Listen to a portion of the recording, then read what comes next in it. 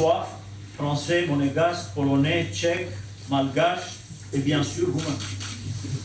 Je vous remercie d'être présent pour la cérémonie d'ouverture de la 8e édition de la semaine annuelle du film roumain.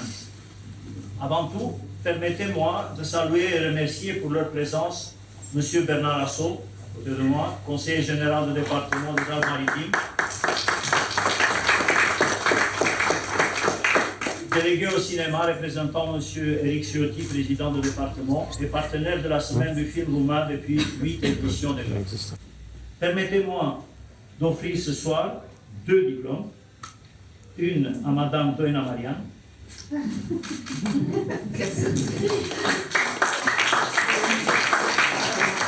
et un autre à M. Florin Zampirescu.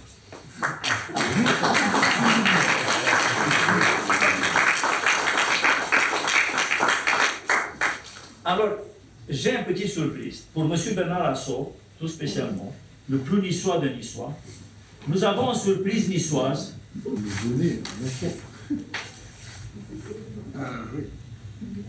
C'est une lettre de Garibaldi.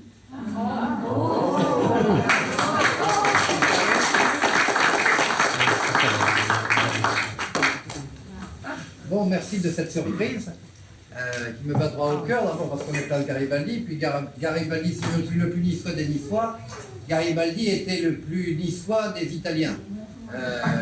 Parce qu'en réalité, l'Italie n'existait pas à l'époque et qu'il a été un des acteurs de l'unité italienne.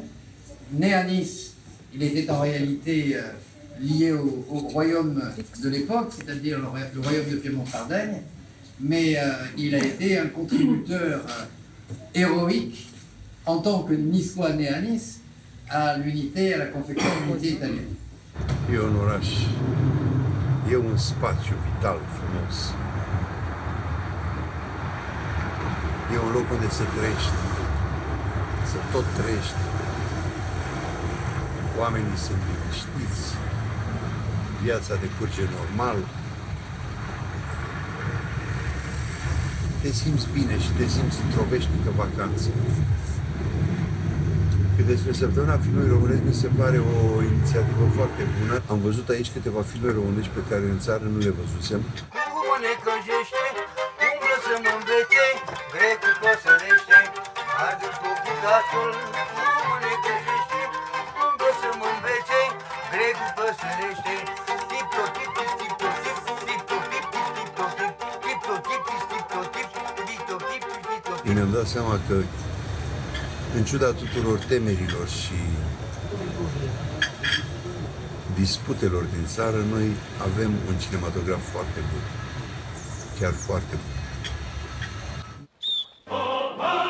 Într-o țară frumoasă, dar cu un mare păcat, râsul ținea de foame. S-a anulat vista la noi. Dar cum, băi, după ce le-am pregătit atâta? Poveștile țineau de frig și nebunia ținea loc de curaj. Nimeni n-a plecat nemulțumit sau nelămurit. Au aflat și ei că avem o cinematografie bună. Actori foarte buni, regizori foarte buni. Mi-au dat mie cazul tău, dosarul în care ești cercetat, sustragere de înscrisuri. Mai există o acuzație de luare de mită. Ancheta e de-abia la început, dar Știm amândoi că e o porcărie. Dar n-ai nimic, dați înainte. Nu o să se termină sau să veniți cu altceva. Și tot așa, și tot așa. știi foarte bine cum merg lucrurile.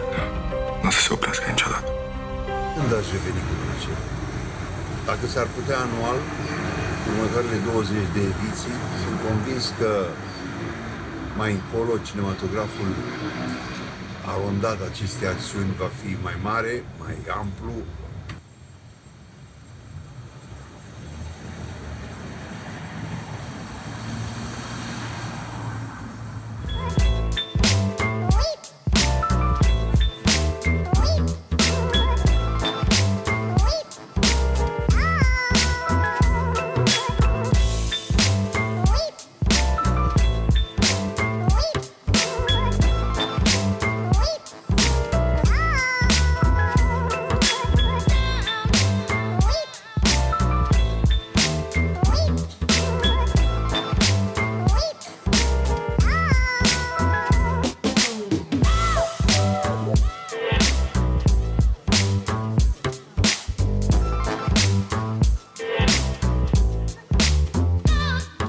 Florin Zanfirescu, actor și profesor de arta actorului, care a jucat în atât de multe filme că nu mi-aduc aminte numărul lor. Poate ne spune Florin cam câte filme românești a făcut. Bună seara!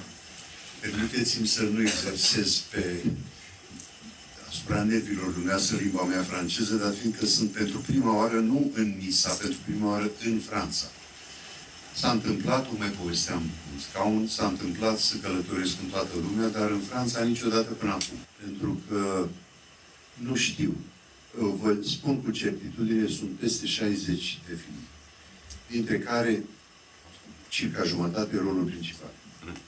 Cât despre acest film, mă bucur mult că sunteți aici, mă bucur și că sunt și eu aici, pentru că e un film pe care îl iubesc foarte mult, pornind de la autor, ajungând la regizor Dan Pizza, până la rol. Sper să vă placă. Dar nu o să mor de frică? O să chiui de fericire. Dumnezeu a greșit când te-a făcut pe tine femeie.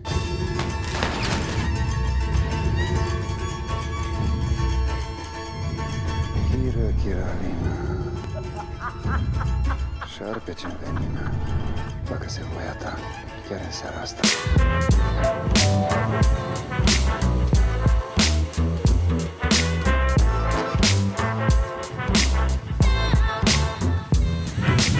Nicolae, prima dată la Nisa?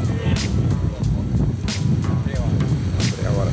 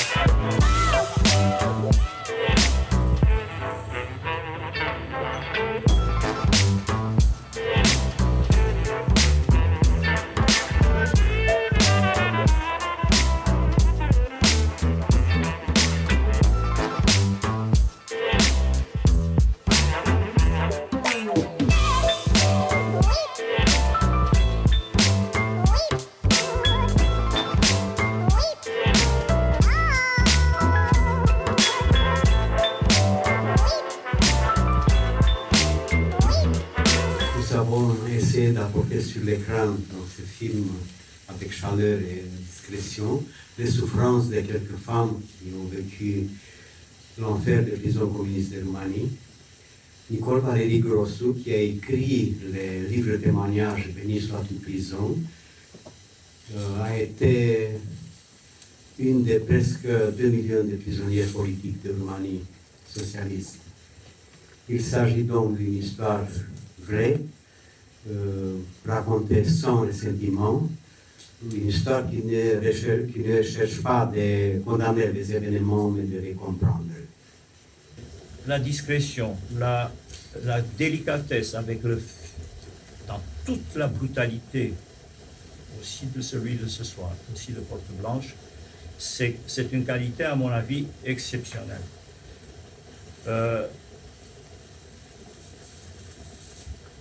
Sera, à mon avis, un document. Pas un documentaire, mais un document. Il restera dans les annales comme un document. Parce que tout ce qui est là, c'est comme un documentaire, c'est comme si ça a été fait avec une caméra cachée et est présent en la vie de tous les jours de ce qui s'est passé là-bas. Il avait parlé que pour ce film de ce soir. Poarta albă. Un film inspirat din fapte reale.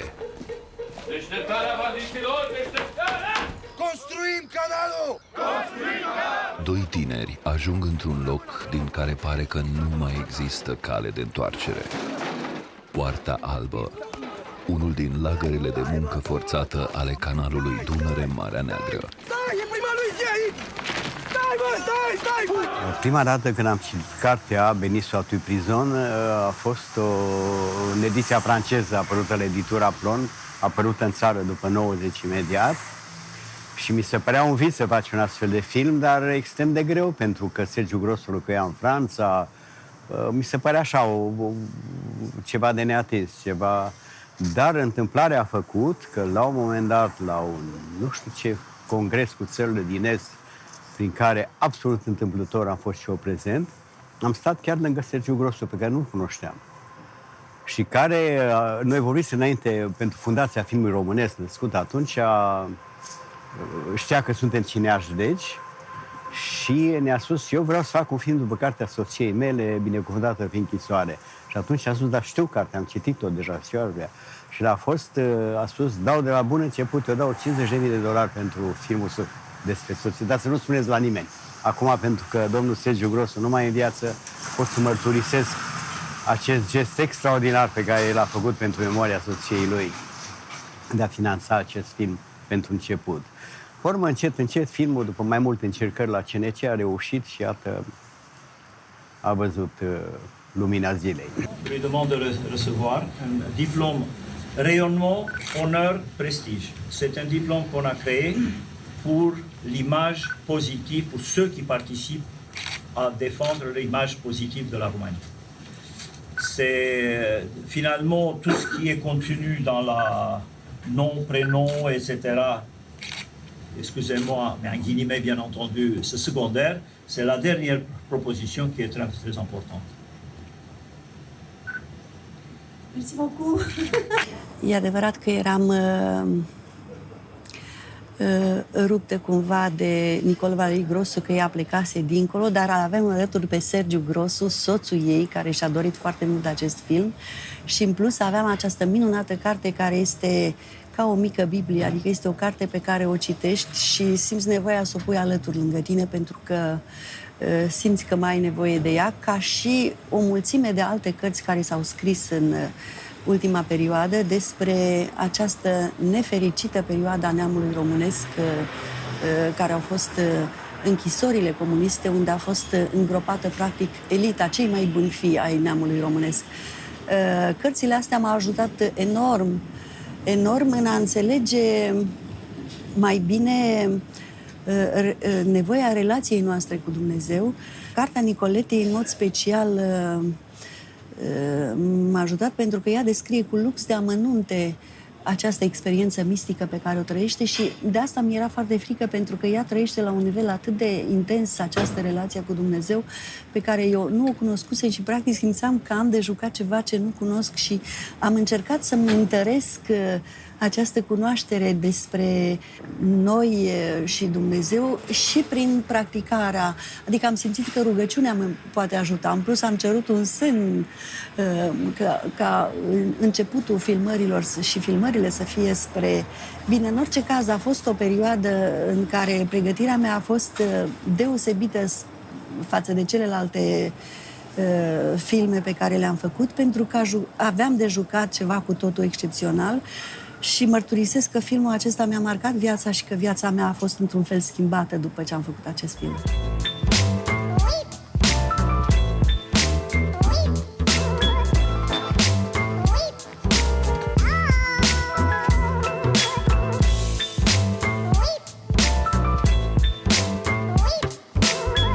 Je demande à monsieur Nicolae Marcineanu de s'approcher. C'est celui qui a fait le film, en plus de Poarta Albă, qui est, à mon avis, comme je l'avais dit déjà, un chef-d'œuvre.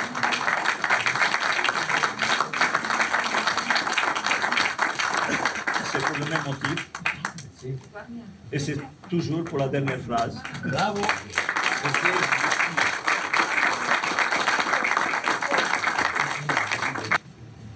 Madame Sejoroiu, qui représente le Centre national de la cinématographie et surtout le Fonds cinématographique de Roumanie, et qui donc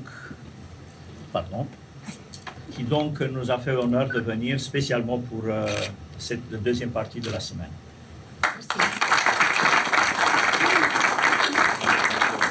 Alors mesdames, messieurs, bonsoir. Je suis honoré de vous présenter mon dernier film qui est sorti à Bucarest il y a déjà quelques mois. Et depuis 3 semaines, il est sorti aussi à Benelux, à Bruxelles et à Hague. Et voilà, ce soir, je suis ici avec vous à Nice. Merci à Stéphane Fay, merci aussi à Florin Paraschiv. Merci au CNC roumain qui est représenté ici par Madame Carmen Stejoruiu. Merci pour le soutien. Enfin, je suis avec Nicolae Mărgineanu, c'est très important réalisateur, une grande actrice qui est Maria Ploaie. En ce qui concerne le film, oui, on peut dire que c'est une comédie sur notre vie. Eu nu sunt profesor de sport. Eu sunt profesor de limba și literatura franceză. Și predau religia la școala generală din Ciorogârla. You are. They are. Am greșit. Iulicica. Dracu de panoramă. Știi ce mai nu înțeleg eu? Ce? De ce fiecare își face un partid nou când o dăm bară cu ăla vechi? Cum e cu partidele astea? E vreo lege? Îi urmărește careva? Ăsta e cartof de covasnă. De Dâmbovița, domnule. De Dâmbovița? Ideea e că filmul a mai fost prezentat și acum rulează deja în cinematografe la Bruxelles și la Haga, tot așa o prezentare de gală. Acum aici la Nisa, într-o companie onorantă de filme, cu scurtmetraje excepționale, cu filme de lungmetraj importante. E binevenită orice ieșire a filmului românesc, pentru că merită să iasă. E o selecție echilibrată, foarte interesantă, repet, atât scurtmetrajele, parte din ce am văzut, și lungmetrajele, pe care sigur că le știu, sunt o imagine foarte actuală, să zic, filmului românesc, din toate generațiile, și ăsta este un lucru important pe care e bine că îl faceți. Vă felicit pentru asta.